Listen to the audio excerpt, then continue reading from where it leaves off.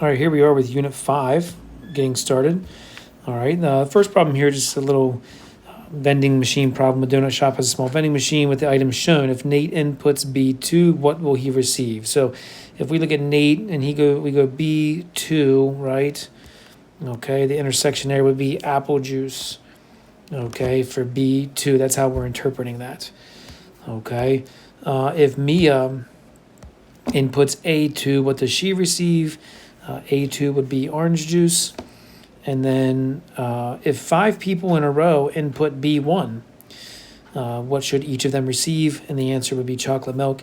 So this is an example of a function, which we're going to talk about here in a second, because each input code gives you a unique output or product. Okay, so go ahead and copy down the definition here. A function is a relation or rule that assigns each input exactly one output, which basically means each x value is paired with exactly one y value.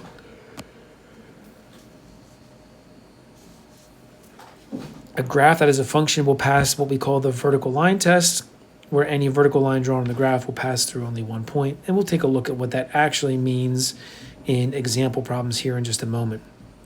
So would the vending machine, like the one shown in the example, represent a function? And the answer is yes, because each code gives a specific product back to you. All right, and there's no codes that give you different products. All right, a customer chooses A3 and receives fruit punch. If the next customer chooses A3 and receives milk, would the vending machine be a function? The answer is no. Vending machines now are all glass front, so you can actually see what it is that you're choosing. However, there was a time when that was not the case, so you trusted that the person who filled the machine filled it accurately. So when you selected your Barq's root beer, you actually got root beer and not Sprite. Because you couldn't see what you were picking. You were trusting the button and what it said it was supposed to produce. All right, but anyway, neither here nor there. Let's take a look at a variety of examples. These are the 4 types of examples we're going to get with this type of problem. We're going to get tables, we're going to get sets of points, we're going to get a graph, and we're going to get what we call a mapping diagram. And all we're doing here is identifying whether or not these relations are functions. That's it. Okay, so there's no math really involved in this. It's a recognition, it's an identification process. All right, so what we need to do here is examine the x values. The first thing we're looking for, okay, when we're doing a problem like this, is we're examining the x numbers. Do any of them repeat? If the answer is no, none of the x values repeat, then well, it must be a function, because they can't be mapped to more than one thing if there's only one of each of them. So this one here would be a relation and a function. Everything is a relation. Okay, so we're always going to write the word relation no matter what. Okay, and the reason why this one's a function is because each x number has one y number paired to it. Now, there is sometimes some confusion here, because students will look and say, well, there's a 7 and there's a 7, but that's irrelevant. Okay, there's a 1, right? But that doesn't matter. It's the input can only have one unique output. So yes, this -2 is paired with the 7.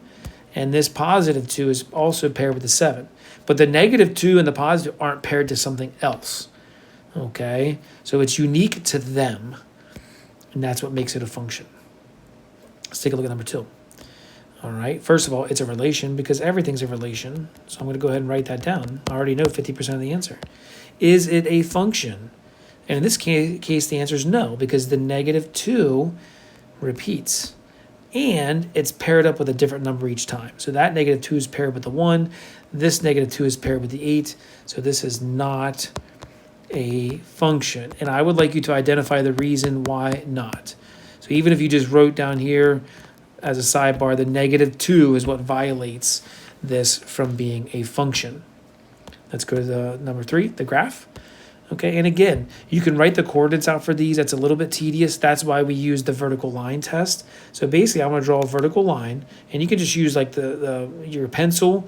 You could use, a note card, right? You could use your calculator side of your phone. But I want to drag that vertical line across here and see if it touches any points twice. So there it touches 1 point. Here it only touches 1 point. When I get over to here, look, right there, it's touching 2 points, okay, which means it is not a function. All right, not a function.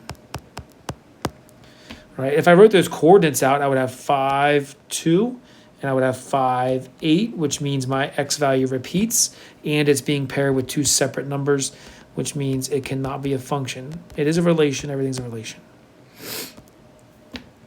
And the last one here is a mapping diagram, okay?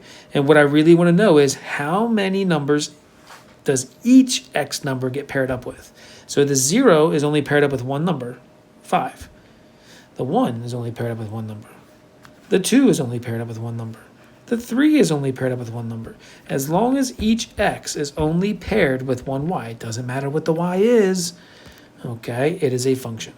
So this is a relation and function. Okay, so not a lot of math here, right? We're just identifying. I want you to go to the next page.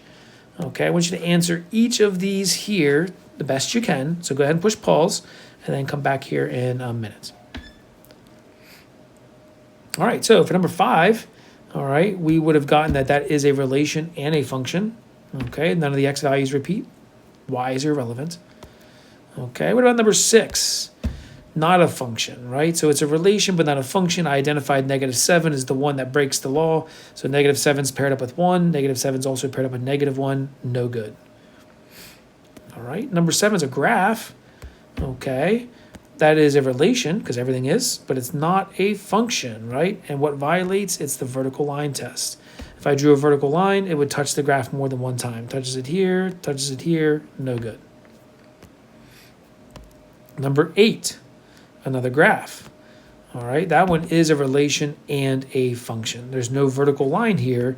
If I drew a vertical line, all right, it would never touch the graph more than one time at a time. So it touches once, not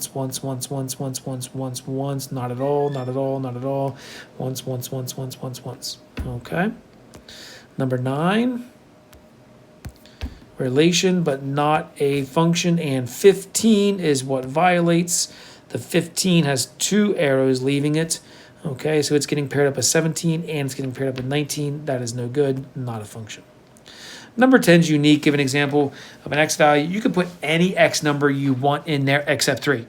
There's 3 x numbers that you cannot fill into that blank, okay, to keep it as a function.